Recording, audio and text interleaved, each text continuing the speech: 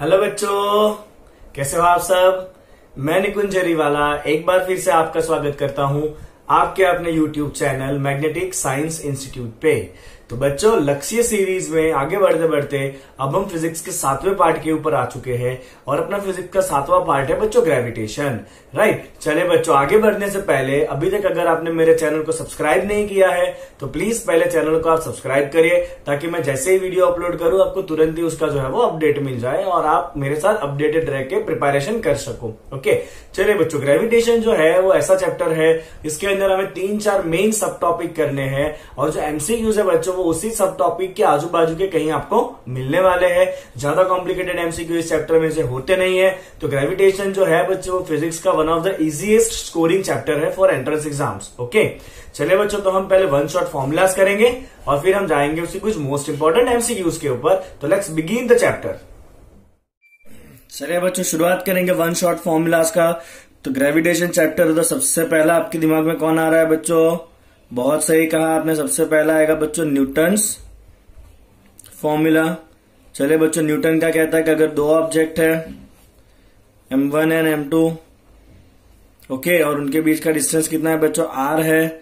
दोनों क्या करेंगे? एक दूसरे को म्यूचुअल फोर्स से अट्रैक्ट करेंगे और ये जो अट्रैक्शन फोर्स है उसे ग्रेविटेशन फोर्स कहते हैं बच्चों। और उसका वैल्यू कितना होता है? g m1 m2 by R square. कितना होता है ग्रेविटेशन फोर्स का वैल्यू बच्चों? g m1 m2 by R square. Yes और नो? चलिए, ये g क्या है बच्चों? g है आपका यूनिवर्सल ग्रेविटेशन कांस्टेंट।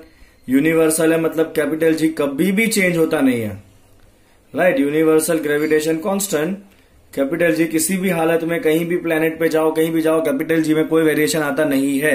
ओके, चलिए बच्चों, और यहाँ पे इंपॉर्टेंट है कि ये मासेस जो है वो बहुत छोटे होने चाहिए compare to that of distance, मतलब ये पॉइंट मास होने चाहिए। ओके, चलिए, जी का वैल्यू बताइए कितना होता है बच्चों? 6.67 इंटू 10 टू द पावर -11। और यहां से आप सिंप्लीफाई करके उसका डायमेंशन निकालिए या उसका यूनिट निकालिए। क्या होगा बच्चों? यूनिट न्यूटन मीटर स्क्वायर पर केजी स्क्वायर। चलिए, उसका डायमेंशन आपको बच्चों खुद निकालना है, मैं आपके लिए छोड़ रहा हूं, आप डायमेंशन खुद फाइंड करो उसका कितना आ रहा है वो। ओके, ठीक है। चलिए बच्चों, फिर यही न्यूटन्स लॉ आपका अगर वेक्टर फॉर्म में है तो आप क्या करोगे बच्चों? तो Newton's law in vector form, ठीक है ना। चलिए बच्चों, बहुत सिंपल है। तो सपोज आपका एक कोऑर्डिनेट सिस्टम है, एक मास यहां पर है बच्चों m1, एक मास यहां पर है that is m2। Right, m1 का कोऑर्डिनेट है r1, m2 का कोऑर्डिनेट है r2। चलिए बच्चों, m2 जो है m1 के ऊपर फोर्स लगा रहा है, m2 क्या करेगा? m1 को इस तरफ खींचेगा। यस और नो? मतलब ये क्या है बच्चों? फोर्स एक्टिंग ऑन, लग किसके ऊपर रहा है? 1 के ऊपर। लगा कौन रहा है? फोर्स 2। तो अगर मैं यहां पे लिखूं बच्चों कि force acting between 1 and 2, right, force acting between 1 and 2 मतलब फोर्स एक्टिंग ऑन 1/2। क्या है बच्चों? ये force acting on m1 by m2 that is your F12। तो यहां पे क्या लिखोगे बच्चों आप? g m1 m2 divide by, चलिए बच्चों, ये कौन सा डिस्टेंस होगा बताइए? तो ये आपका जो डिस्टेंस है वो आप वेक्टर फॉर्म में करोगे बच्चों। तो ऑब्वियसली आपका ये वेक्टर का जो डिस्टेंस है यहां से लेके यहां का, तो ये जो बच्चों आपका वेक्टर जा रहा है इस तरफ लग रहा है ना फोर्स, तो ये आपका वेक्टर होगा। तो ये वेक्टर खत्म कहां पे हो रहा है बच्चों? R2 के ऊपर। चालू कहां से हो रहा है? R1 के ऊपर। तो ये जो बच्चों आपका वेक्टर है, ये वेक्टर कौन सा होगा आपका? तो ये आपका वेक्टर है बच्चों R2 माइनस R1। कौन सा वेक्टर है ये? R2 minus R1। तो आपके डिस्टेंस जो है वो डिस्टेंस क्या होगा नीचे बच्चों? जो R2 माइनस R1 वेक्टर है उसका आपको मैग्नीट्यूड निकालना है और क्या करना है बच्चों? स्क्वायर करना है। तो ये हो गया आपका g m1 m2 divide by distance square. इतना समझ में आया आपको? चलिए बच्चों, साथ में डायरेक्शन भी देना पड़ता है। तो ये F12 किस डायरेक्शन में जा रहा है? इस डायरेक्शन में जा रहा है बच्चों। और वो कौन सा वेक्टर है आपका? R2 minus R1। R2 minus R1 को हम ऐसे भी लिखते हैं R21। क्या लिखते हैं बच्चों? R2 माइनस R1 को हम R21 भी लिखते हैं, that is R2 minus R1। समझ में आ रहा है आपको? तो डायरेक्शन हम देते हैं बच्चों यूनिट वेक्टर से, तो यहाँ पे क्या लगाएंगे हम? Unit vector. किस डायरेक्शन का है बच्चों? ये R21 डायरेक्शन का। आपका लॉजिक क्लियर होना चाहिए। R21 मतलब R2 माइनस R1। चलिए बच्चों, इसको आप ऐसे भी लिख सकते हो, g m1 m2 divide by ये जो वेक्टर यूनिट वेक्टर है जो डायरेक्शन दिखा रहा है उसको आप क्या लिखोगे बच्चों? Vector R2 minus R1 divide by उसका मैग्नीट्यूड, बिकॉज यूनिट वेक्टर क्या होता है बच्चों? Vector by magnitude. होता है कि नहीं होता है? होता ही है ना ऑब्वियसली। तो इस R21 की जगह क्या लिख दिया बच्चों? R2 minus R1 divide by R2 minus R1 का मैग्नीट्यूड। और यहाँ पे ऑलरेडी क्या था आपके पास? R2 माइनस R1 का स्क्वायर था, तो नीचे क्या हो जाएगा बच्चों आपका R2 माइनस R1 का क्यूब हो जाएगा। तो ये है बच्चों आपका F12। क्या है बच्चों, ये आपका F12 है। तो आप शॉर्ट में इसको याद रखिए बच्चों कि अगर आपके पास F12 है तो आपको क्या करना है बच्चों, GM1 M2 दोनों के वेक्टर के सब्ट्रैक्शन का क्या करना है, आपको क्यूब करना है। यहाँ पे क्यूब हो गया ना। और अगर F12 चाहिए आपको तो यहाँ पे आपको क्या लगाना पड़ेगा बच्चों, R2 माइनस R1। और अगर आप चाहते हो बच्चों F21 फाइंड करना तो ये तो सेम ही रहना है अपना, GM1 M2 बाय दोनों के वेक्टर का सब्ट्रैक्शन के मैग्नीट्यूड का क्यूब। और F21 चाहिए तो यहाँ पे क्या होगा बच्चों, R1 माइनस R2, जो मैंने आपको यहाँ से समझाया डायरेक्शन देके। क्लियर आपको इतना? चलिए, तो ये हो गया बच्चों आपका न्यूटन्स फॉर्मूला। आगे बढ़ाऊं आपको मैं तो। चलिए, न्यूटन के बाद बच्चों सेकंड आ जाता है acceleration due to gravity. Right, बहुत सिंपल सा है logic. Acceleration due to gravity या ग्रेविटेशन एक्सेलरेशन, उसको हम क्या कहते हैं बच्चों, स्मॉल जी कहते हैं। बहुत बढ़िया। ओके, तो आपका जो फोर्स F होता है बच्चों वो क्या हो जाता है, फोर्स F था बच्चों आपका GM1 M2 by distance square. Suppose मान लीजिए कि ये एक मास है कैपिटल M और यहाँ पे एक दूसरा मास है बच्चों स्मॉल m, और दोनों के बीच का जो डिस्टेंस है वो कितना है, R है। तो इन दोनों के बीच में इतना फोर्स लगेगा GM1 M2 bye R square.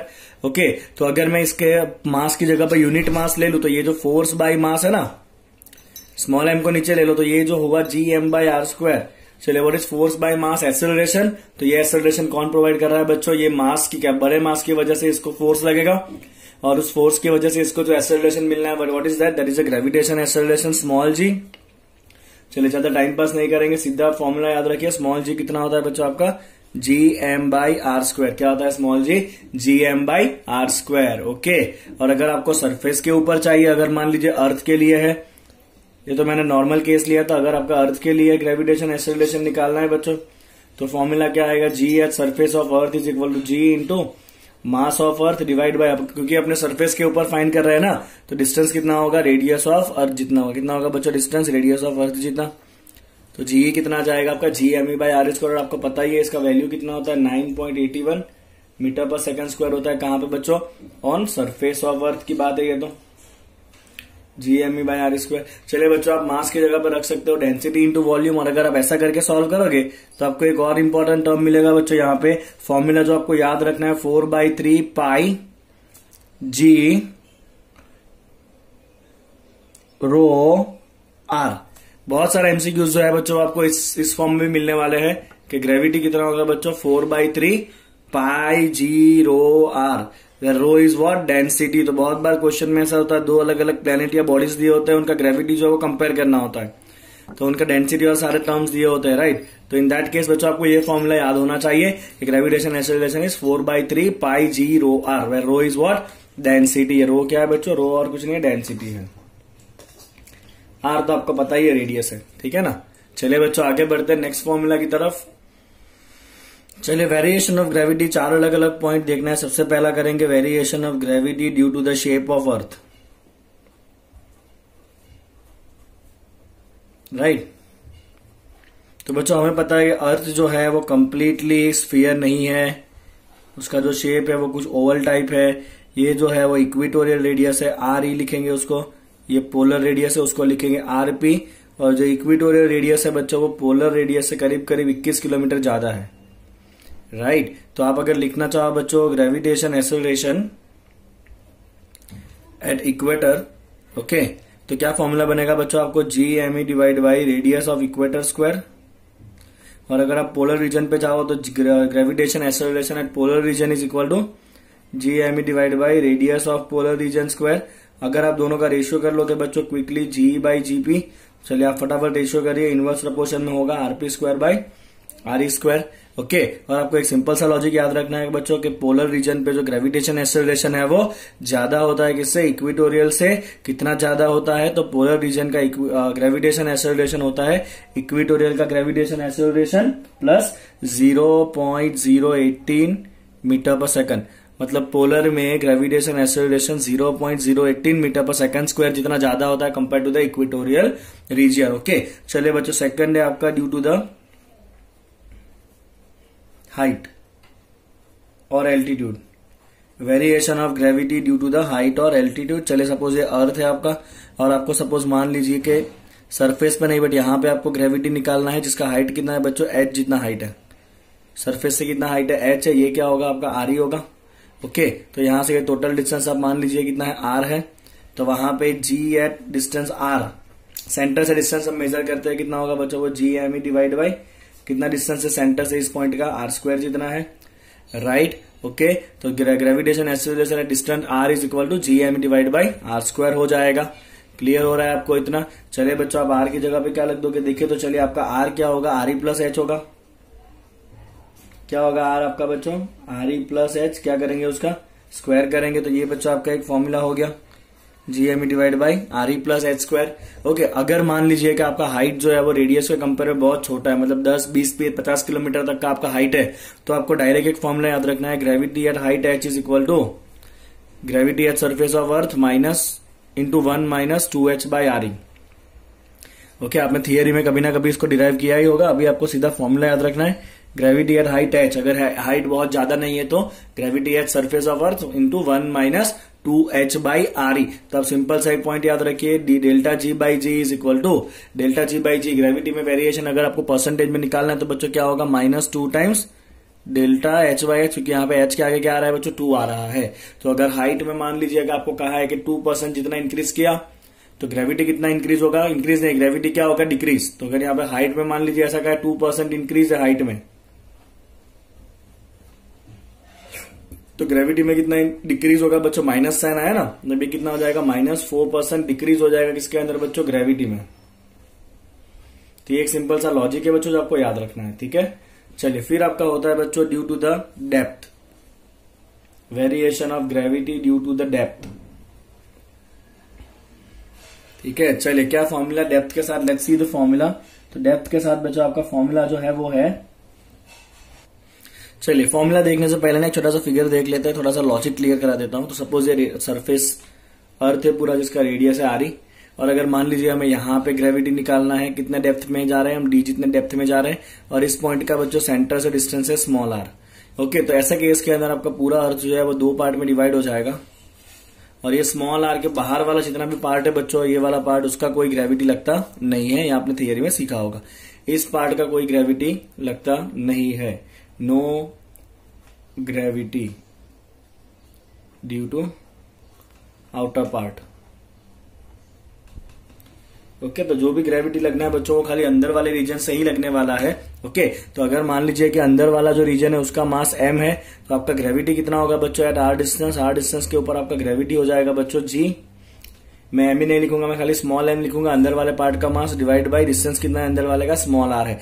आप उसको डेंसिटी के फॉर्म में भी लिख सकते हो बच्चों, 4/3 पाई रो जी, और डिस्टेंस कौन सा होगा बच्चों आपका, स्मॉल आर होगा। कौन सा डिस्टेंस होगा, स्मॉल आर, राइट। चलिए तो आपका ये एक फॉर्मूला हो गया बच्चों। अब यहाँ पे बच्चों आप देखिए ध्यान से, तो आपका ये स्मॉल आर क्या होगा, तो पूरा आर ही है, उसमें से आपको डी निकालना पड़ेगा, तो आपको स्मॉल आर मिल जाएगा। यस और नो, पूरे आर ही में से आप ये स्मॉल डी को निकाल दो तो आपको बाकी बचा स्मॉल आर मिलेगा कि नहीं। तो बच्चों आप स्मॉल आर की जगह क्या डाल सकते हो, स्मॉल आर की जगह पे आप डाल सकते हो यहाँ पे R E minus depth. Okay, और आपको एक और फॉर्मूला याद रखना है, gravity at depth D is equal to gravity at surface of earth into 1 minus D by R E. Okay, तो ये डायरेक्ट आप विदाउट एनी प्रूफ आप डिराइव करोगे इन द, जैसे भी आप सरफेस का ग्रेविटेशन जो था वो और ये ग्रेविटेशन को डिवाइड करोगे तो आप इजीली ये फॉर्मूला डिराइव कर पाओगे कि gravity at depth is equal to gravity at surface into 1 minus D by R E. तो अगर आपको परसेंटेज के फॉर्म में पूछा है तो डेल्टा जी बाई जी, यहाँ पे आगे बच्चों 1 ही है खाली, तो जितना इसमें वेरिएशन होगा डेप्थ में उतना ही वेरिएशन ग्रेविटी में भी होगा। हाइट वाले में डबल होता है, डेप्थ वाले में उतना ही होगा, right. That is equal to minus delta D by D. Minus sign क्यों लगाया, बिकॉज डेप्थ में जाओगे तो ग्रेविटी जो है वो कम होने वाला है। ठीक है बच्चों, चलिए क्लियर इतना। अब चौथा वेरिएशन है due to the rotation of the earth, let's see. ठीक है, चलिए बच्चों, चौथा है variation of gravity due to the rotation of the earth. यहाँ पे पहले आपको एक टर्म समझना है, दैट इज लैटिट्यूड। तो सपोज ये अर्थ है, ये आपका इक्वेटोरियल लाइन है, और अगर यहाँ पे कोई पॉइंट है तो उसका लैटिट्यूड का मतलब क्या है बच्चों, उस पॉइंट को अर्थ से सेंटर से जोड़ती हुई लाइन, ये पॉइंट को अर्थ के सेंटर के साथ जोड़ती हुई लाइन, और इक्वेटोरियल लाइन के बीच का जो एंगल है उसे हम कहते हैं lambda, that is called as latitude. क्या कहते हैं बच्चों, इसको हम लैटिट्यूड कहते हैं। तो अगर पॉइंट खुद ही इक्वेटोरियल लाइन के ऊपर होगा तो लैटिट्यूड कितना होगा, 0, लैम्बडा इक्वल टू 0। किसके लिए, फॉर इक्वेटर। और अगर आपका पॉइंट कहां पर है बच्चों, पोल के ऊपर है यहाँ पे, तो ये लाइन ऐसे हो जाएगी, तो ये लाइन और इक्वेटोरियल लाइन के बीच का एंगल कितना हो जाएगा, 90 हो जाएगा। तो लैम्बडा कितना होता है बच्चों 90 होता है, कहां पे पोल के ऊपर। ओके, अगर मान लीजिए कि जो अर्थ है वो ओमेगा जितने एंगुलर स्पीड से घूम रहा है, ओके, तो कोई लैम्बडा लैटिट्यूड वाला अगर पॉइंट है तो लैम्बडा लैटिट्यूड वाले पॉइंट के ऊपर जो ग्रेविटी होगा that is G at lambda latitude is equal to gravity at earth minus R square sorry minus R omega square cos square lambda, minus R omega square cos square lambda, मतलब latitude की वजह से आपका इतना gravity जो है वो कम हो जाता है। This is a decrease of gravity due to latitude, decrease of gravity due to latitude. चलिए एक बार वापस फॉर्मूला डाल देता हूं यहां पे मैं, g at lambda is equal to g minus R E omega square cos square lambda. तो यहाँ पे बच्चों आपके चार है ग्रेविटी वेरिएशन के फॉर्मूला जो है वो कंप्लीट होते हैं। ठीक है, चलिए आगे ले जाता हूं आपको। चलिए बच्चों, और ये वैल्यू जब आप इक्वेटर के लिए निकालोगे ना, लैम्बडा आपने 0 रख दिया, तो लैम्बडा बच्चों 0 रखने के ऊपर आपका ये वैल्यू आ जाना है 0.034 मीटर पर सेकंड स्क्वायर। तो अब जो आपका पोलर रीजन है ना बच्चों, कौन सा रीजन, पोलर रीजन, तो पोलर रीजन पर जो ग्रेविटी है वो कितना होगा, तो इक्वेटोरियल का जो ग्रेविटी है प्लस ऑलरेडी वो शेप की वजह से कितना इंक्रीज हो चुका था 0.018, तो ऑलरेडी ज्यादा था, और ये रोटेशन की वजह से और कितना ज्यादा होगा, पोल के ऊपर ग्रेविटी 0.034। तो आपको याद रखना है gravity at pole is equal to gravity at equator plus 0.052 metre per second square. तो यहाँ पे ये जो वेरिएशन है वो किसकी वजह से बच्चों, ड्यू टू शेप, और ये वेरिएशन किसकी वजह से है, between earth and equator, this is because of the rotation of earth. Okay, तो ये आपका ओवरऑल डिफरेंस होता है ग्रेविटेशन के बीच में between the earth between the equator and the pole. Okay, चलिए अगर आपको ऐसा पूछा है कि for weightlessness at equator, for weightlessness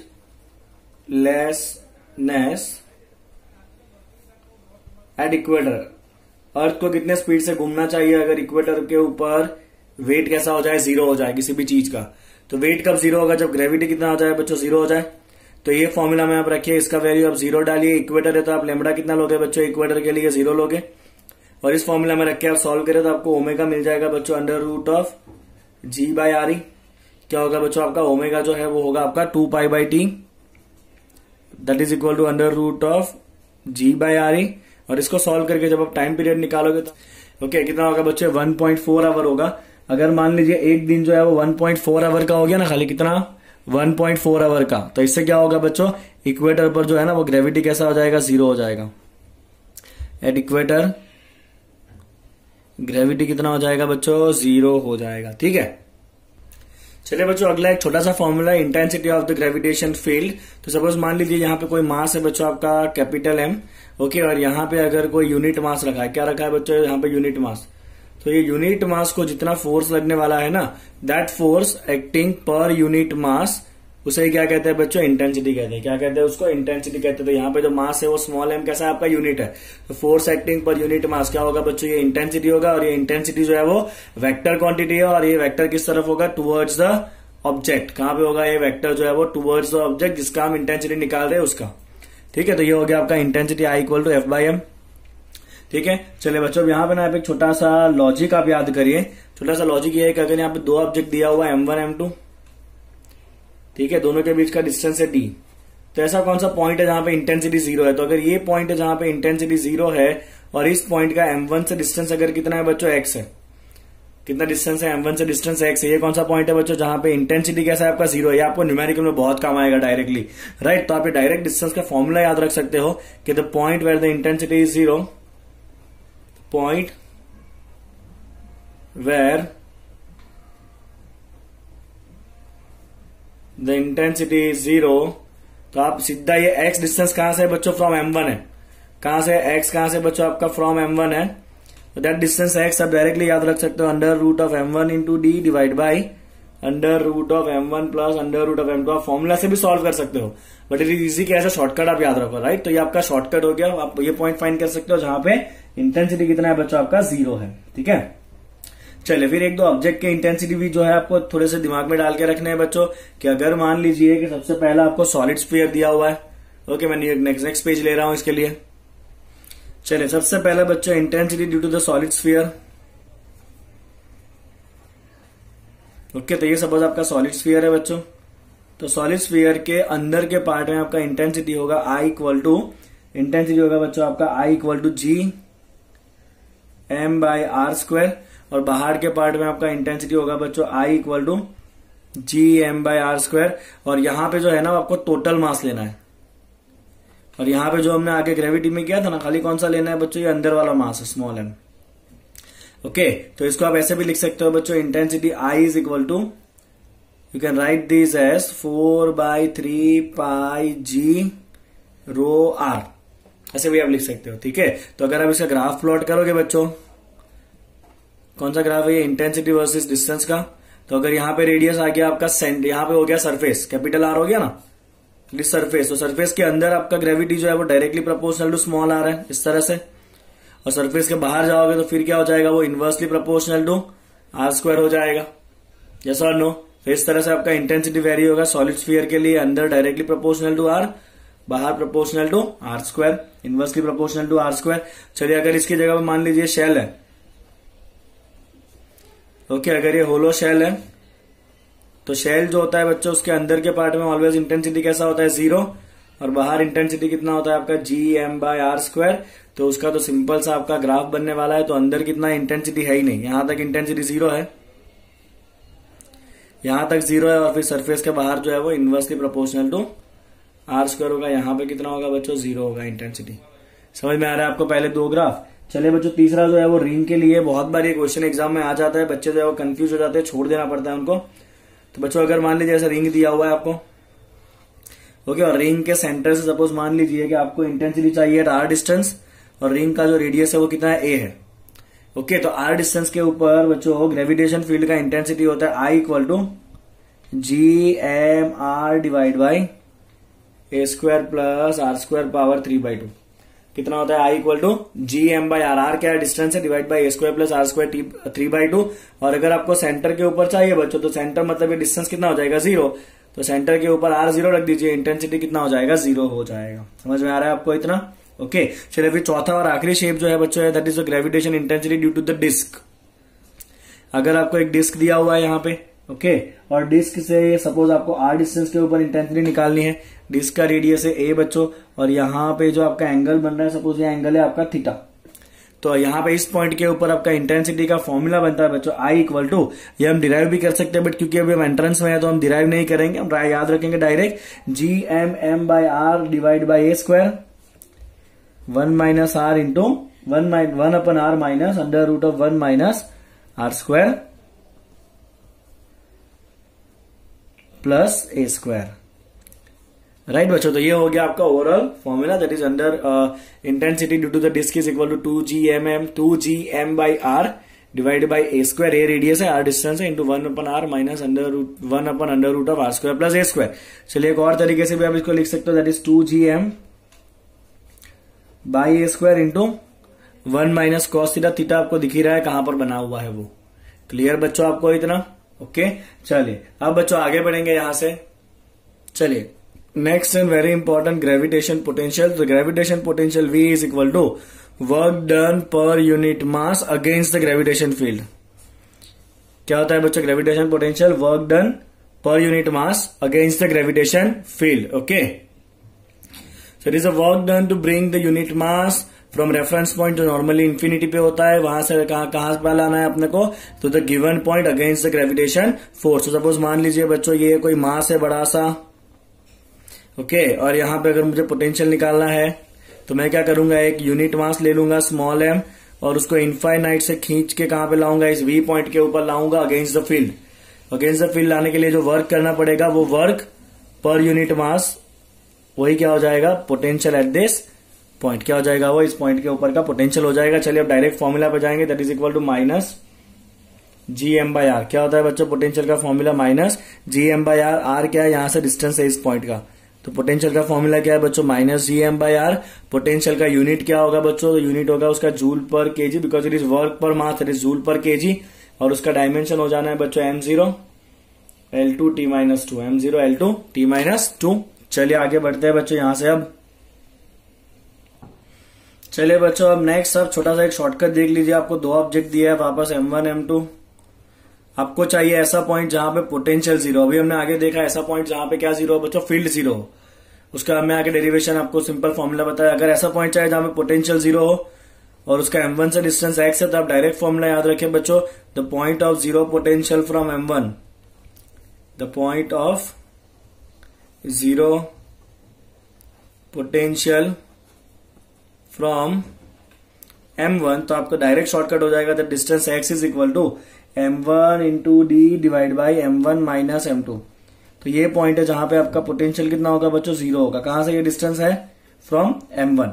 ठीक है, चलिए बच्चों, अब यहां पे आपको पोटेंशियल के भी एक दो फॉर्मूलाज याद रखने हैं, very very very important. That is the formula of the potential of some shape. सबसे पहला बताऊंगा आपको पोटेंशियल ड्यू टू,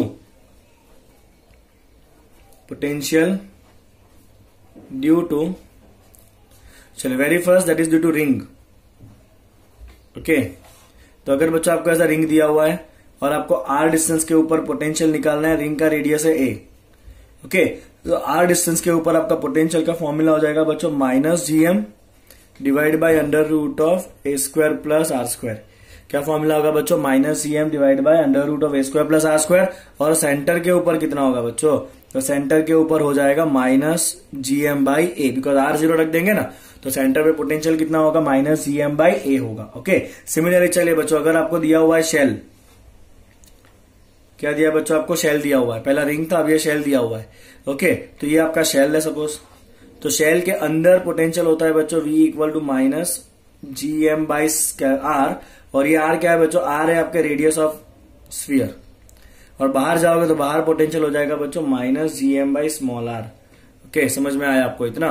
तो अंदर का पोटेंशियल कैसा है बच्चों, अंदर तो g भी कांस्टेंट है, मास भी कांस्टेंट है, r भी कांस्टेंट है, तो अंदर का पोटेंशियल कैसा होता है बच्चों, कांस्टेंट होता है। कैसा होता है, अंदर पोटेंशियल कांस्टेंट होता है। तो ये वैल्यू कैसा है, अंदर कांस्टेंट है, बाहर वेरी करेगा विद डिस्टेंस। ओके, चलिए, तो यहाँ पे अगर आप ग्राफ प्लॉट कराओगे बच्चों पोटेंशियल वर्सेस डिस्टेंस का, तो पोटेंशियल है तो नेगेटिव ही, और ये सपोज आपका सरफेस यहाँ पे आ गया, r equal to capital R, तो सरफेस के अंदर वाले पार्ट में वैल्यू कैसा है, कांस्टेंट एंड नेगेटिव, मतलब ऐसे चलेगा ग्राफ आपका, कांस्टेंट एंड नेगेटिव। ओके, और फिर जैसे ही आप आगे जाओगे तो इनवर्सली प्रोपोर्शनल टू R है, तो धीरे धीरे कैसा होता जाएगा, वैल्यू ओछा कम, मतलब कम पॉजिटिव कम नेगेटिव होता जाएगा, ग्राफ ऐसे ऊपर जाएगा। तो अंदर क्या होगा बच्चों, आपका पोटेंशियल कांस्टेंट होगा और बाहर क्या होगा, इनवर्सली प्रोपोर्शनल। और ऐसे ही ग्राफ अभी हमने फील्ड के लिए भी प्लॉट किए थे, फील्ड इंटेंसिटी के लिए। तो आप कंफ्यूज मत होना, इसको करने के बाद वापस फील्ड इंटेंसिटी के एक बार ग्राफ देखो, क्या कंफ्यूजन है दोनों के बीच में, उसको क्लियर करो। ठीक है, चलो उसी तरह से अगर शेल है, very very very important formula shell के लिए, सॉरी शेल नहीं, सॉलिड स्फीयर। अगर उसी तरह से ये सॉलिड स्फीयर है तो बहुत ही ज्यादा इंपॉर्टेंट इसके फॉर्मूला बनेंगे बच्चों। सॉलिड स्फीयर के लिए अगर आपको चाहिए आउटसाइड द सॉलिड स्फीयर, अगर ये एक स्फीयर बना दे हम बड़ा सा बच्चों, ओके, तो स्फीयर के बाहर का पोटेंशियल होगा बच्चों आपका minus gm by r। r क्या है, डिस्टेंस फ्रॉम सेंटर। ओके, ये सेंटर से डिस्टेंस कितना है बच्चों आपका, स्मॉल r है। ठीक है, अगर आपको सरफेस पे चाहिए तो minus gm by capital R। Capital R क्या है बच्चों, रेडियस ऑफ स्फीयर है। बट अगर आपको अंदर चाहिए ना, तो बहुत इंपॉर्टेंट फॉर्मूला है इनसाइड वाला, आपको बहुत अच्छे से इसको ध्यान रखना है। अंदर फॉर्मूला होगा v equal to minus gm by 2r bracket में 3 minus r by r whole square. मैं वापस निकाल लेता हूं फॉर्मूला को अलग से बच्चों। तो v inside minus gm by 2r, बहुत इंपॉर्टेंट है बच्चों ये formula, minus gm by 2r 3 minus r by r whole square. क्या है बच्चों, ये पोटेंशियल है। क्या है ये, पोटेंशियल, वो याद होना चाहिए ना। v क्या है, v है potential inside the solid sphere. Shell के अंदर कांस्टेंट था माइनस gm बाई r, ये शेल है, अंदर से खोखला है, ये शेल है ना, बट ये पूरा अंदर तक भरा हुआ है। क्या है ये बच्चों, सॉलिड स्फीयर है। तो सॉलिड स्फीयर का पोटेंशियल होगा minus gm by 2r, right, that is equal to 3 into 3 minus r by capital R whole square, where small r, जो यहां पे आपको पोटेंशियल निकालना है वो आपका स्मॉल r डिस्टेंस है। Okay, clear. बाहर क्या है, माइनस gm बाई r है, अंदर क्या है, सरफेस पे माइनस gm बाई कैपिटल, और अंदर इस तरह से वेरी होगा। इसका जो ग्राफ है बच्चों, आपका कुछ इस तरह का ग्राफ बनना है। इसके लिए पोटेंशियल है तो नेगेटिव ही, और अंदर भी वेरी हो रहा है, तो अंदर जो है वो इस तरह का वेरिएशन होगा कुछ। सपोज ये आपका सरफेस है, यहाँ पे ग्राफ है आपका v वर्सेस r का, तो अंदर इस तरह से वेरी होगा और बाहर जाते ही वो इस तरह से वेरी होगा इनवर्सली प्रोपोर्शनल पे। ठीक है, यहाँ पे दोनों का डिफरेंस देखिए, यहाँ पे अंदर कांस्टेंट था शेल में, स्फीयर के अंदर कांस्टेंट नहीं है, अंदर भी वेरी हो रहा है और बाहर तो इनवर्सली प्रोपोर्शनल टू वेरी होना ही था। समझ में आया आपको इतना? ओके, चलिए सेंटर के ऊपर कितना होगा, सेंटर के लिए आप क्या R0 रख दीजिए, R0 रखिए, क्या आ रहा है बताइए, तो आप R0 रखोगे तो ये टर्म उड़ जाएगा, तो सेंटर के ऊपर होगा -GM/3 और यहाँ पे क्या आएगा 2 आ जाएगा, ये 3 रहेगा ना, ये 3 आ जाएगा आगे, ये तो 0 हो जाएगा सेंटर के ऊपर, तो ये हो जाएगा -3GM/2R। Okay, that is equal to maximum. Okay, तो आप सिंपल सा एक लॉजिक याद रख लीजिए कि VH सेंटर जो है दैट इज इक्वल टू 3/2 और ये GM/R क्या है बच्चों, GM/R सरफेस के ऊपर है,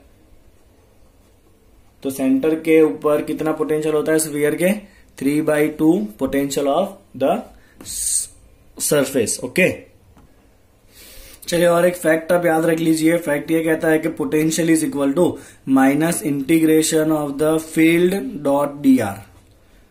ये एक फैक्ट है जो आपको याद रखना है, पोटेंशियल इज इक्वल टू, अगर आपको फील्ड दिया हो, आई क्या है बच्चों आपका फील्ड है, राइट, जो भी हमने आगे सीखा ऑलरेडी, आई क्या है आपका फील्ड है और वी क्या है आपका पोटेंशियल है, तो वी और आई को आप इस तरह से रिलेट कर सकते हो बच्चों कि V equal to -integration of I dot dr, या आप लिख सकते हो I is equal to -dv/dr, I equal to what -dv/dr भी आप लिख सकते हो। ठीक है, तो ये जब न्यूमेरिकल्स आएगा एमसीक्यूज करेंगे तब मैं बताऊंगा आपको, ये सब आपको एक बार फॉर्मूला खाली दिखा रहा हूं ताकि आपके ध्यान में रहे कि ऐसा कुछ है। ठीक है, चलिए बच्चों अब आगे बढ़ जाते हैं हम टॉपिक से। चलिए, ग्रेविटेशन पोटेंशियल एनर्जी, छोटू सा फॉर्मूला है ये, ग्रेविटेशन पोटेंशियल एनर्जी। चलिए बच्चों इसको सिंबल करेंगे U और फॉर्मूला है आपका -G_m1m2/r। क्या फॉर्मूला है ग्रेविटेशन पोटेंशियल एनर्जी का, -G_m1m2/r। चलिए ज्यादा मैं कुछ इसके बारे में डिस्कशन नहीं करूंगा, सिंपल फॉर्मूला आपको डायरेक्ट याद रखना है, -G_m1m2/r। ओके, और आप इसको याद रख सकते हो that is equal to -V that is potential into mass. कैसे याद रख सकते हो बच्चों इसको आप, पोटेंशियल इंटू मास भी आप इसको याद रख सकते हो। तो आपका जो एनर्जी है बच्चों that is equal to gravitation potential into mass. Okay, चलिए आई होप कि आप ये सारे फॉर्मूला जो वो नोट डाउन कर रहे हो, जितने भी पार्ट चल रहे हैं उसके अकॉर्डिंगली। ठीक है, चलिए आगे बढ़ते हैं बच्चों। चलिए, work done against the gravity, तो सपोज ये आपका अर्थ है, राइट, यहां पे ऑलरेडी ऑब्जेक्ट है that is at distance r1, centre से डिस्टेंस मेजर करेंगे। अगर आपको उसको उठा के सपोज यहां से आपको ऑब्जेक्ट को h जितना उठाना है, कितना उठाना है h जितना, और आपको टोटल डिस्टेंस हो गया यहां पे सेंटर से r2 पे लाना है। ठीक है, तो कितना वर्क करना पड़ेगा, लॉजिक क्लियर आपको। तो आपको क्या करना है बच्चों, आपको टू इंक्रीज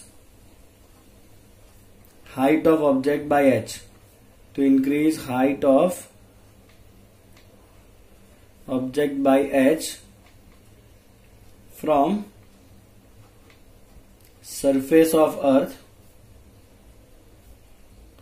चलिए वर्क कितना करना पड़ेगा वही तो हमें फाइंड करना है ना। चलिए बच्चों, तो आपका वर्क डन हो जाएगा that is equal to change of potential energy, that is potential energy at R2 minus potential energy at R1। चलिए बच्चों, आप इसको सिंप्लीफाई करते रहेगा। सपोज यहाँ पे जो उठाने वाला मास है वो स्मॉल m है और अर्थ का मास कितना है, कैपिटल M। अब आप इसको सिंप्लीफाई करोगे ना बच्चों, तो आपको फाइनल फॉर्म में फॉर्मूला मिल जाएगा इसका, that is equal to G_m capital M 1/R1 minus 1/R2।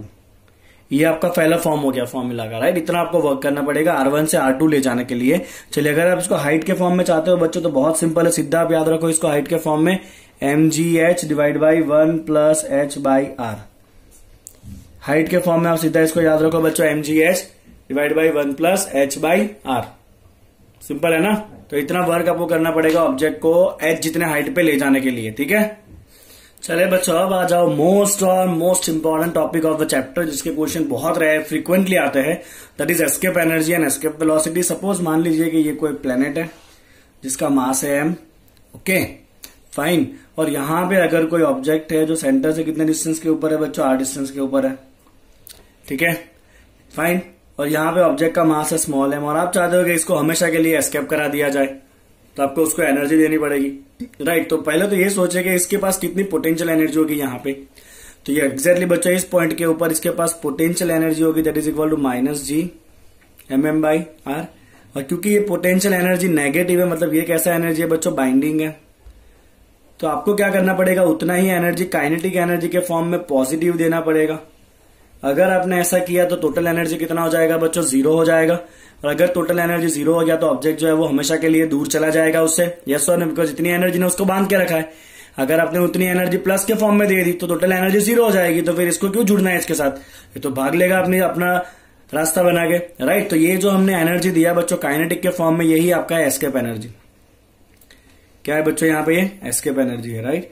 अब यहाँ पे हमने ऐसा कंसीडर किया है कि ऑब्जेक्ट स्टेशनरी है, अगर ऑब्जेक्ट मोशन में है तो साथ में काइनेटिक एनर्जी वाला टर्म भी एक और जुड़ेगा जो हम न्यूमेरिकल्स के वक्त देखेंगे, बट अभी हम स्टेडी ऑब्जेक्ट के लिए काम कर रहे हैं। चलिए बच्चों, ये काइनेटिक एनर्जी के फॉर्म में हम एनर्जी दे रहे हैं that is ½ mv², that is equal to G(mm/r). Simplify करिए बच्चों, आपको एस्केप वेलोसिटी मिलेगा √2G(M/r). और ये क्या है बच्चों, आपका एस्केप वेलोसिटी है। किसका फॉर्मूला है बच्चों, ये आपका एस्केप स्पीड या एस्केप वेलोसिटी का फॉर्मूला है। आपको ऑब्जेक्ट को कम से कम इतना स्पीड देना पड़ेगा तो ही वो उस पॉइंट से कहां चला जाएगा, इन्फिनिटी पे चला जाएगा, यस और नो। समझ में आ रहा है बच्चों, आपको इतना क्लियर हो रहा है ये, ओके। और अगर मान लीजिए कि ऑब्जेक्ट अर्थ सरफेस के ऊपर है, for object on surface of अर्थ,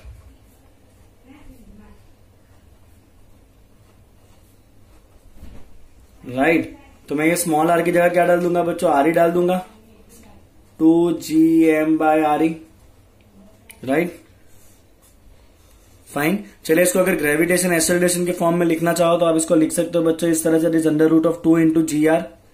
ये हो गया ग्रेविटेशन एक्सेलरेशन के फॉर्म में। चलिए अगर आप इसको डेंसिटी के फॉर्म में लिखना चाहते हो तो आपका ग्रेविटी हम आपके सीख के आए, क्या होता है बच्चों, 4/3 πρgr। तो आप ये ग्रेविटी की जगह डाल दो बच्चों और सिंप्लीफाई करो तो आपका ये फॉर्मूला आएगा, V escape velocity is equal to 8/3 π0r²। ऐसा आपका फॉर्मूला बनेगा बच्चों in terms of density, okay. तो ये सारे फॉर्मूला आपको याद रखने बच्चों, या आप सारे नहीं याद रखो तो आप एक ही फॉर्मूला याद रखो तो भी चलेगा, ओके। चलिए, और यहाँ पे एक बात ध्यान रखिए बच्चों कि ये जो फॉर्मूला ना उसमें स्मॉल m कहीं नहीं है, किस मास को फेंकना है वो फॉर्मूला में आता नहीं है, मतलब it is independent of small m। आप हाथी को उड़ाना चाहते हो या चूहे को उड़ाना चाहते हो, आपको वेलोसिटी सेम ही देना पड़ेगा, independent of small m, clear, okay. चलिए, अर्थ के लिए अगर ये सारे वैल्यू आप डालोगे तो आपका एस्केप वेलोसिटी आना है बच्चों 11.2 km/s। कितना वैल्यू आएगा बच्चों आपका, 11.2 km/s, ओके। चलिए अगर मान लीजिए आपने ऑब्जेक्ट को v से कम स्पीड से फेंका तो ऑब्जेक्ट कुछ हाइट तक जाएगा, बाहर नहीं जा पाएगा फील्ड से, कुछ हाइट तक जाएगा, मैक्सिमम हाइट तक जाएगा, और फिर क्या होगा बच्चों, वहां से या तो वो रिटर्न आएगा या तो फिर ऑर्बिट में घूमने लगेगा, ओके। तो आपको क्या करना है, बहुत सिंपल है, आपने जब फेंका उसको तब का पोटेंशियल एनर्जी और तब का काइनेटिक एनर्जी, और जब वो मैक्सिमम हाइट पे चला गया तब का उसका पोटेंशियल एनर्जी और तब का उसका काइनेटिक एनर्जी का सम जो है वो कैसा होगा बच्चों, सेम हो जाएगा। ये कब का है बच्चों, व्हेन इट इज थ्रोन, जब आपने उसको फेंका तब की बात है। और ये एनर्जी कब है बच्चों, एट मैक्सिमम हाइट। अब आपको पता ही है ना ये कि मैक्सिमम हाइट के ऊपर आते आते काइनेटिक एनर्जी कैसा हो जाता है बच्चों, 0 हो जाता है। चलिए आप यहाँ पे U1 U2 का फॉर्मूला डालिए, -Gm/r करके, यहाँ भी डालिए -Gm/r करिए, K का फॉर्मूला डालिए, सब कुछ सॉल्व करिए बच्चों, और आपका फाइनल आंसर आ जाएगा मैक्सिमम हाइट जो हमें चाहिए, कितने हाइट तक ऑब्जेक्ट पहुंचेगा, ओके। अगर V जो है वो V से कम हुआ तो, राइट। तो मैक्सिमम हाइट का फॉर्मूला बच्चों आप लिख सकते हो, that is equal to radius of earth into v² अपन v² माइनस v²। ये बहुत ही जबरदस्त एक शॉर्टकट है, राइट। ये क्या है बच्चों, मैक्सिमम हाइट ऑफ ऑब्जेक्ट अगर उसको फेंकने का स्पीड जो है वो एस्केप स्पीड से कम है तो, राइट। v क्या है बच्चों, v है उसका वेलोसिटी जब उसको फेंका गया, वेलोसिटी ऑफ ऑब्जेक्ट, और v क्या है आपका एस्केप वेलोसिटी है।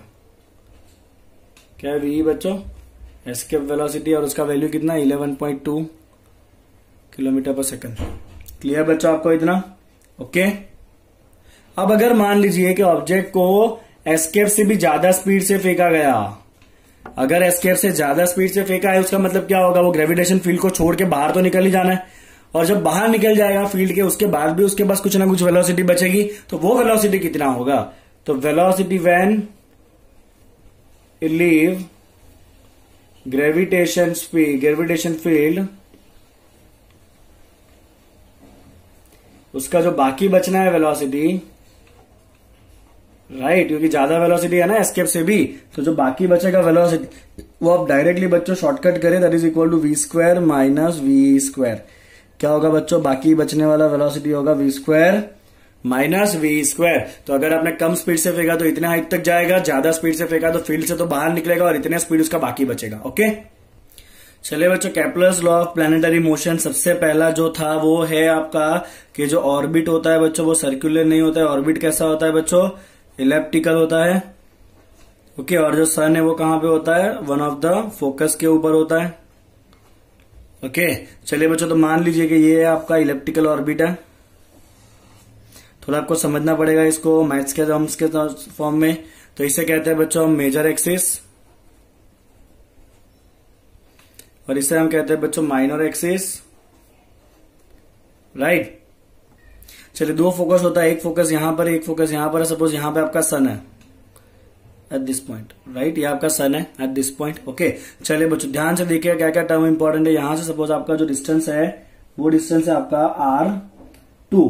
कौन सा डिस्टेंस है बच्चों, चलिए लेट्स टेक यहाँ पे r1 ले लीजिए, और ये जो बाकी बचा आपका डिस्टेंस है इस एंड से वो क्या है बच्चों आपका r2 है, ये वाला डिस्टेंस। ठीक है, चलिए बच्चों, ये जो सन जहां पर है ना उसके पास वाले पॉइंट को हम कहते हैं पेरिगी, और इस दूर वाले पार्ट को हम कहते हैं बच्चों एपोगी। ठीक है, ओके, चलिए, ये आपका पूरा मेजर एक्सिस है, और मेजर एक्सिस का आधा करिए that is equal to a। Fine length of semi major axis, और सन से ये सेंटर का डिस्टेंस है उसको आप c कहिए। क्या कहिए बच्चों आप c। तो यहाँ पे एक टर्म आएगा एसेंट्रिसिटी, मैथ्स वाला ने ये पढ़ा होगा, बायो वालों को भी एक बार खाली याद करना है इसको। एसेंट्रिसिटी क्या होता है बच्चों, ये होता है c/a। क्या होता है एसेंट्रिसिटी, c/a। c और a मैंने फिगर में ऑलरेडी मेंशन किया हुआ है। ओके, चलिए बच्चों, तो आपका सन जो है वो ऐसे कहां रहेगा, फोकस के ऊपर रहेगा, और अर्थ जो है वो कोई भी प्लेनेट जो है वो उसके आजू बाजू इलेप्टिकल ऑर्बिट में घूमता रहेगा। ये पहला लॉ है। सेकंड लॉ है बच्चों उसका उसका एरियल वेलोसिटी कैसा होता है, कांस्टेंट, राइट। एरियल वेलोसिटी का मतलब है बच्चों dA/dt। ये कैसा होता है, कांस्टेंट, और ये कांस्टेंट कितना होता है बच्चों L/2m। कितना होता है ये कांस्टेंट, L/2m। L क्या है बच्चों, L है एंगुलर मोमेंटम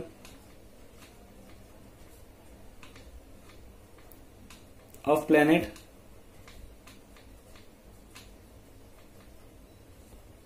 ओके। dA/dt क्या है, area swept in unit time. क्या है dA/dt, area swept in unit time. Okay, तो ये कैसा रहेगा बच्चों आपका कांस्टेंट रहने वाला है। ये आपका सेकंड लॉ है। तो इसके हिसाब से क्या होगा बच्चों कि जब प्लेनेट दूर से जा रहा होगा तो वो धीरे धीरे पास होगा, और जब वो पास से जा रहा होगा ना सन के, तब वो फटाफट पास होगा। यहां पे उसकी स्पीड जो है वो ज्यादा हो जाएगी, और जैसे ही प्लेनेट दूर जाएगा तो उसका स्पीड कैसा होगा बच्चों, यहाँ पे कम होगा। ओके, तभी क्या होगा, ओके, तभी जाके इक्वल टाइम के अंदर ये इक्वल एरिया वो स्वेप्ट करेगा, बिकॉज यहाँ पे एरिया आपका लंबा दिख रहा है, यहाँ पे एरिया जो है वो शॉर्ट है। ये दोनों एरिया सेम तभी हो सकते हैं जब यहाँ पे प्लेनेट जो है वो ज्यादा स्पीड से आगे बढ़े, और यहाँ पे प्लेनेट जो है वो धीरे धीरे आगे बढ़े, और यहाँ पे जो प्लेनेट है वो ज्यादा स्पीड से आगे बढ़े, तभी दोनों एरिया जो है वो कैसे हो सकते हैं, सेम हो सकते हैं। ओके, तो ये हो गया बच्चों आपका दूसरा लॉ। और तीसरा बहुत इंपॉर्टेंट लॉ है। तीसरा कहता है बच्चों के टाइम पीरियड का square is proportional to a cube. T square is proportional to what, a cube. Okay बच्चों, ये a क्या है देखिए, तो यहाँ पे a हमने लिया हुआ है पूरा मेजर एक्सिस का आधा। तो a क्या है बच्चों, a है आपका length of semi major axis, length of semi major axis क्या है बच्चों, ये आपका ए है। तो ये हो गया आपके केप्लर्स के तीनों लॉ। ठीक है, चलिए बच्चों आगे बढ़ते हैं। अब बाकी बचा एक ही टॉपिक है जो है आपका सैटेलाइट। चलिए उससे पहले देख लेते हैं कि वेलोसिटी ऑफ द प्लेनेट। तो velocity of planet when it is at apogee, जब एपोगी पे वो होगा तब उसका स्पीड, एपोगी मतलब ये पॉइंट है, ये क्या है बच्चों आपका एपोगी वाला पॉइंट, और ये कौन सा पॉइंट है आपका पेरिगी है, राइट, जो हमने यहाँ पे मेंशन किया है ऑलरेडी। ठीक है ना, तो एपोगी पे स्पीड कैसा होगा बच्चों, ज्यादा क्या कम, तो स्पीड इज गोइंग टू, मैंने यहाँ पे देखो कम लिख दिया, कम नहीं क्या लिखना था बच्चों, स्पीड इज लेस। ओके, और यहाँ पे स्पीड कैसा होगा बच्चों, ज्यादा होगा। तो हमें इतना पता है कि एपोगी के ऊपर स्पीड कैसा होगा, कम होगा, पेरिगी के ऊपर स्पीड कैसा होगा, उसका ज्यादा होगा। चलो तो कितना होता है ये स्पीड देख लीजिए। तो एपोगी के ऊपर आपके सैटेलाइट का स्पीड होगा बच्चों √2gm/a, 1 minus E upon 1 plus E is eccentricity जो हमने यहाँ पे मेंशन किया है, ये रहा ई क्या है, एसेंट्रिसिटी है c बाई ए।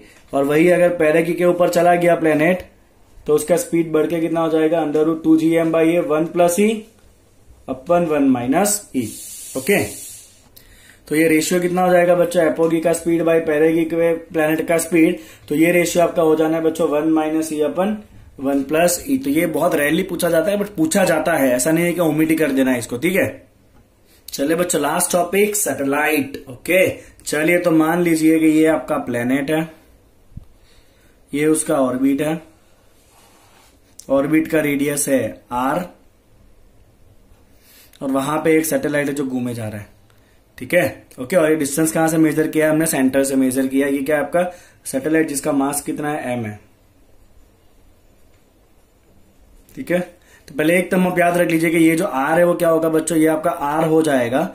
हमने डिस्टेंस सेंटर से मेजर किया तो पहले तो रेडियस ऑफ प्लेनेट आएगा और फिर क्या आएगा, height of the satellite. Okay, तो ये आप सिंपल ध्यान रख लीजिए, r is equal to capital R plus h, because हम सारा डिस्टेंस जो है, सारा फॉर्मूला है वो सेंटर से मेजर करते हैं, इसलिए सेंटर से डिस्टेंस लेना है आपको। तो हाइट के फॉर्म में तो स्मॉल r क्या करेंगे, r प्लस h करेंगे। चलिए बच्चों 5 फॉर्मूला बहुत इंपॉर्टेंट है। सबसे पहला फॉर्मूला ऑर्बिटल वेलोसिटी। कौन सा है बच्चों, सबसे पहला फॉर्मूला आपका है ऑर्बिटल वेलोसिटी। कुछ भी धार नहीं मानना है, खाली क्या करना है, सेंट्रीपेटल फोर्स प्रोवाइड कौन करेगा, ग्रेविटेशन फोर्स प्रोवाइड करेगा। इतना करके आप सिंप्लीफाई करिए, आपको वेलोसिटी मिलेगा बच्चों √g capital m/r। Capital M क्या है, मास ऑफ प्लेनेट। ओके, तो ये आपको मिल जाएगा formula of orbital velocity √gm/r। ठीक है, और अगर आप इसको हाइट के फॉर्म में लिखना चाहो तो आप लिख सकते हो बच्चों इसको हाइट के फॉर्म में as, you will write this as √g r² divide by r plus h, अगर आप इसको हाइट के फॉर्म में लिखना चाहो तो। ठीक है, now if the satellite is revolving very close to the planet, satellite planet के बहुत पास घूम रहा है, तो when the satellite is revolving very close to planet, right, तो उस केस में बच्चों उसका ऑर्बिटल वेलोसिटी हो जाएगा खाली √g r, क्योंकि आपको हाइट क्या करना है, अल्टीमेटली 0 रख देना है। तो आपका वेलोसिटी क्या हो जाएगा, √g r, अगर वो बहुत क्लोज जा रहा है तो। ठीक है, चलिए एट दिस पॉइंट में आपको एक और फॉर्मूला लिख के दे देता हूं। एस्केप स्पीड जो है, आप याद करिए बच्चों, एस्केप स्पीड में क्या आता है, यहाँ पे √2 आता है, ऐसा था ना, एस्केप स्पीड क्या था, √2gm/r था। तो क्या आप इसको ऐसा लिख सकते हो बच्चों, √2 इंटू √gm/r। हाँ ही कहोगे आप, ना क्यों कहोगे। और √gm/r क्या है, ऑर्बिटल वेलोसिटी है। तो ये बच्चों आपका फॉर्मूला हो जाएगा escape velocity is √2 times of orbital velocity. Okay, shortcut formula हो गया ये। चलिए आगे देखते हैं बच्चों। चलिए बच्चों सेकंड फॉर्मूला आ जाता है time period of satellite. Satellite का टाइम पीरियड कितना होगा, राइट। तो हमने वेलोसिटी ऑलरेडी ला दिया, कितना लाया बच्चों, वेलोसिटी है √gm/r। अब वेलोसिटी की जगह क्या रख दोगे बच्चों, 2πr/2 रख दोगे, 2πr/t।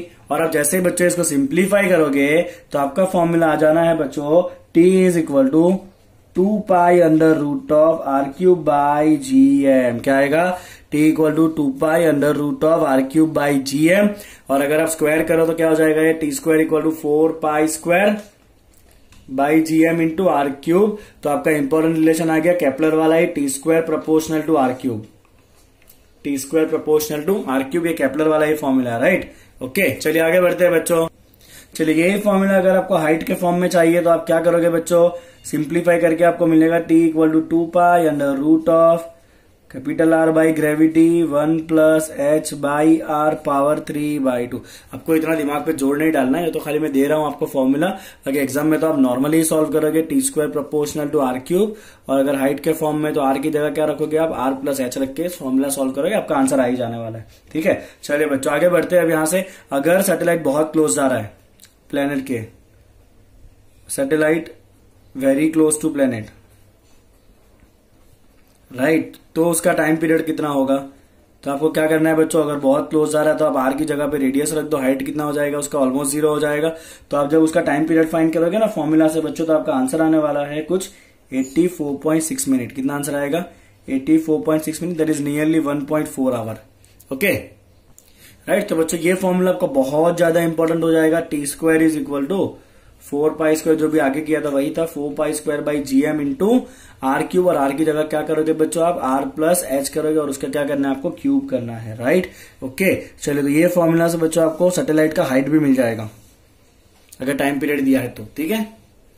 चलिए छोटा सा पॉइंट बच्चों, जियो स्टेशनरी सैटेलाइट जो अर्थ पे से कैसा दिखेगा, स्टेशनरी दिखेगा, राइट, जियो स्टेशनरी सैटेलाइट।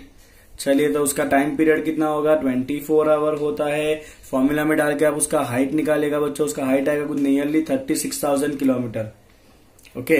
और उसका जो वेलोसिटी है ना बच्चों, उसका वेलोसिटी आता है कुछ नियरली 3.08 किलोमीटर पर सेकंड। डेटा आपको याद रखना है, ठीक है। चलिए एंगुलर मोमेंटम कितना होगा सैटेलाइट का, तो एंगुलर मोमेंटम जो है बच्चों उसका सिंबल होता है L और वो क्या होता है mvr होता है। चलिए वेलोसिटी का फॉर्मूला में मिल चुका है √of gm/r × r, तो ये हो जाएगा आपका m × √of gm/r, r under root में आ जाएगा। तो याद रखना है आपको angular momentum is proportional to √of r, किसके लिए, सैटेलाइट के लिए, ठीक है। चलिए आगे, टोटल एनर्जी कितना होगा सैटेलाइट का, टोटल एनर्जी ऑफ सैटेलाइट। तो टोटल एनर्जी में बच्चों क्या क्या आने वाला है, टोटल एनर्जी में आएगा काइनेटिक प्लस पोटेंशियल। काइनेटिक क्या रखोगे, ½ पोटेंशियल क्या होगा -GMM/r। v का आप ये वैल्यू डाल दीजिए और जैसे ही आप सॉल्व करोगे आपका आंसर आएगा बच्चों -GMM/2r, राइट। तो सैटेलाइट का टोटल एनर्जी कितना होता है बच्चों, -GMM/2r होता है। कितना होता है, -GMM/2r। एट दिस पॉइंट आप एक सिंपल सा लॉजिक याद रख लीजिए कि अगर काइनेटिक एनर्जी है बच्चों +x, कितना है काइनेटिक एनर्जी, +x है, तो पोटेंशियल एनर्जी होता है बच्चों -2x, उससे डबल और नेगेटिव साइन के साथ, और टोटल एनर्जी होता है बच्चों -x। तो kinetic and total energy same होगा, साइन उसका अलग अलग होगा, पोटेंशियल उससे डबल होता है विद नेगेटिव साइन। तो आप इसको दिमाग में डाल लीजिएगा, बहुत बार काम में आ सकता है ये आपको। चलिए बच्चों आखिरी एक छोटा सा 1 मिनट का टॉपिक है वेटलेसनेस। तो वेटलेसनेस का मतलब क्या है बच्चों, if there is no gravity acting on the object, if there is no gravity या gravitation pull on the object, तो जो ऑब्जेक्ट है बच्चों आपका उसका वेट भी कितना मेजर होगा, 0, बिकॉज वेट क्या होता है, मास इनटू ग्रेविटी। अगर ग्रेविटी नहीं है तो उसका वेट कितना हो जाएगा, 0 हो जाएगा। कब कब होगा, एक तो होगा आपका फ्री फॉलिंग कंडीशन में, क्योंकि फ्री फॉलिंग के अंदर आपका जो वेट है वो ग्रेविटी कितना हो जाता है, 0 हो जाता है, राइट। दूसरा होता है सैटेलाइट के अंदर, ऐसे सैटेलाइट जो अपना खुद का ग्रेविटी प्रोड्यूस नहीं कर पाते, satellite can not produce their own gravity. मतलब इतने बड़े सैटेलाइट अगर नहीं होंगे, छोटे छोटे सैटेलाइट है तो अपनी ग्रेविटी तो नहीं बना पाएंगे, तो वो सैटेलाइट जो है वो कैसे हो जाएंगे, वेटलेस हो जाएंगे। Satellite can not produce their own gravity, okay. चलिए बच्चों मैं आपको सिंपल सा एक लॉजिक बता देता हूं इसके लिए। सपोज ये आपका प्लेनेट है, ये कोई ऑर्बिट है और यहाँ पे एक सैटेलाइट है, ओके। सैटेलाइट जो है वो r रेडियस में घूमे जा रहा है बच्चों, और उस सैटेलाइट के अंदर एक ऑब्जेक्ट है, ठीक है। तो उस ऑब्जेक्ट को कौन कौन से फोर्स लगना है, एक तो ऑब्जेक्ट को लगना है ग्रेविटेशन फोर्स, अर्थ की तरफ लगेगा। कितना लगेगा वो ग्रेविटेशन फोर्स बच्चों, Gm/r², प्लेनेट का मास ले लीजिए m, इस ऑब्जेक्ट का मास ले लीजिए आप स्मॉल m, ओके। तो उसको सेंटर की तरफ कौन सा फोर्स लगा बच्चों, पहला फोर्स लगा Gm/r², जो ग्रेविटेशन फोर्स है, क्योंकि ऑब्जेक्ट सर्कुलर मोशन कर रहा है तो बाहर की तरफ सेंट्रीपिटल फोर्स लगेगा। कितना होगा बच्चों, वो m × a, और यहाँ पे एक्सेलरेशन भी कौन दे रहा है, ग्रेविटी दे रहा है। ग्रेविटी कितना होगा, r डिस्टेंस के ऊपर Gm/r² ही होगा। तो ये भी कितना हो गया बच्चों आपका, Gm/r² ही हो गया, राइट। मतलब ये ऑब्जेक्ट को अंदर की तरफ खींचने वाला फोर्स कितना है, Gm/r²। बाहर की तरफ भी धक्का मारने वाला फोर्स कितना है, Gm/r²। मतलब ये ऑब्जेक्ट के ऊपर नेट फोर्स कितना हो जाएगा बच्चों, 0 हो जाएगा। मतलब ये ऑब्जेक्ट का कुछ वेट होगा ही नहीं, क्योंकि उसको नेट फोर्स ही नहीं लग रहा है, ओके। मतलब ये ऑब्जेक्ट जो है वो हवा में ऐसे अंदर घूमता रहेगा सैटेलाइट के अंदर। कंपलसरी उसको बांध के रखना पड़ेगा, या तो फिर सैटेलाइट इतना बड़ा बनाना पड़ेगा ताकि सैटेलाइट अपनी खुद की ग्रेविटी प्रोड्यूस करे और ऑब्जेक्ट उसके साथ चिपका रहे, ठीक है। तो आप ये जो स्टार वॉर्स मूवी में देखते हो ना, इतने बड़े बड़े सैटेलाइट, तो उसका लॉजिक ही ये होता है कि उसमें क्यों वो लोग अंदर बैठे रहते हैं, क्योंकि वो सैटेलाइट इतना बड़ा दिखाते हैं कि वो अपना खुद का ग्रेविटी बनाते हैं, और उसकी वजह से वो ऑब्जेक्ट जो है वो अंदर चिपके रहेंगे, अदरवाइज ऑब्जेक्ट जो है वो उड़ते रहने वाले हैं। एक लास्ट पॉइंट सीख लो आप कि अगर सैटेलाइट में आपने माचिस की तीली तीली जलाई ना तो आगे का हैक तो जलेगा बट तीली नहीं जलेगी। क्यों? क्योंकि तीली जलने के लिए एयर का कन्वेक्शन करंट बनना चाहिए, बट ग्रेविटी नहीं है तो एयर का कन्वेक्शन करंट नहीं बनेगा, तो तीली नहीं जलेगी माचिस की, खाली क्या होगा, आगे का हेड ही जलने वाला है। ओके चलिए बच्चों, तो यहां पे मैं अपने ग्रेविटेशन चैप्टर का JEE नीट के लिए जो थियरी पार्ट है वो कंप्लीट कर रहा हूं। आपको पूरा थियरी अच्छे से करना है, सारे फॉर्मूलाज लिखने हैं, ताकि एंट्रेंस एग्जाम में आपके ग्रेविटेशन के जो 4 मार्क है वो आप इजीली स्कोर कर पाओ और ये इजी मार्क आपके जाए नहीं। ठीक है, चलिए बच्चों, अब जो नेक्स्ट पार्ट हम करेंगे उसके अंदर मैं ग्रेविटेशन के कुछ बहुत इंपॉर्टेंट MCQs आपको सॉल्व कराऊंगा, ताकि आप समझ सको कि फॉर्मूलाज को किस तरह से अप्लाई करना है। Okay, thank you so much for watching the video. Please like and subscribe the channel. Thank you so much.